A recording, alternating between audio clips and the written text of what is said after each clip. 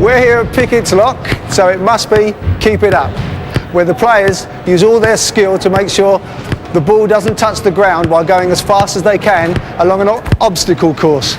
It's their skill in finishing that's going to win them an under pressure medal, and it's their speed over the obstacle course that's going to put them on top of the leaderboard. First pairing is Lloyd Brazier and Mark Murdoch, who's currently on the ball. Both lads turn out for the Cresswell Foxes Football Club.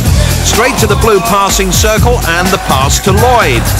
But he's in trouble and the ball's out of play, and so are the guys. Mark a bit one-footed as he keeps it up and passes to Lloyd, but Lloyd immediately under pressure and the ball ends up controlling the player. What a shame. John, you've brought quite a lot of kids here today, and most of the time I've seen them playing with this. What is this? This is a Futebol de Salao ball. It's been specially made for us by Micah, and basically this is a ball that produced the world's greatest players.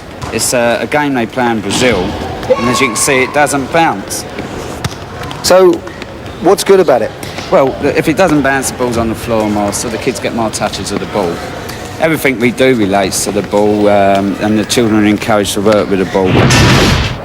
The 15-year-old boys from Buckinghamshire take up the challenge. Burnham-based Jack Jeffries plays for Beaconsfield Socatots. Today, he's partnering his oldest friend, John Mangan.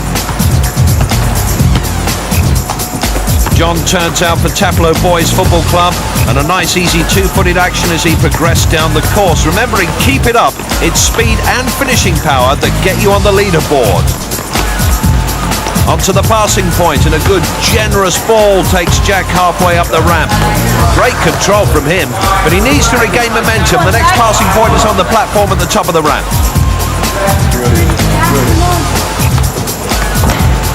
He's there. Here's the pass, but it's asking too much of John. Unlucky. Best move of the day so far. John punts the ball for Jack to run onto, and it gets him up that ramp in no time at all.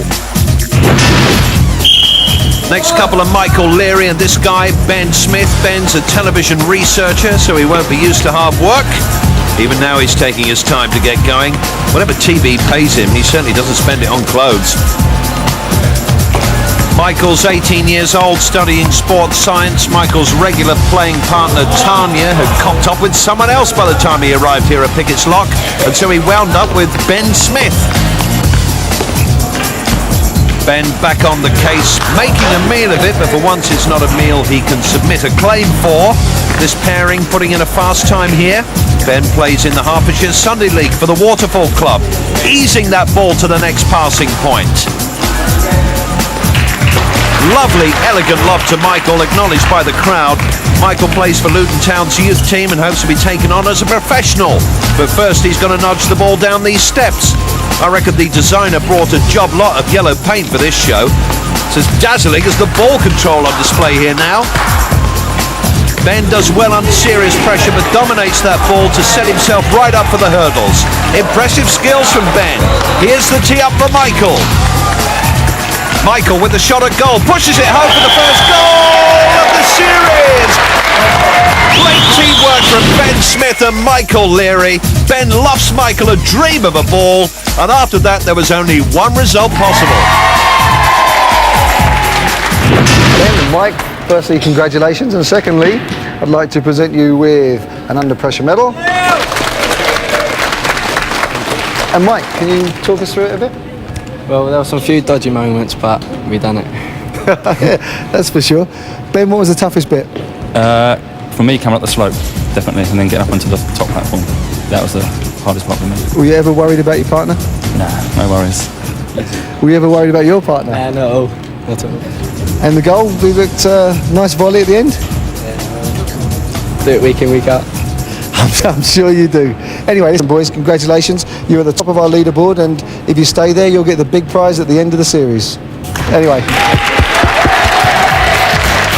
Confirmation, Michael and Ben a completed goal run in 1:20 on target for that £2,000 prize. Welcome to Pickett's Lock and keep it up.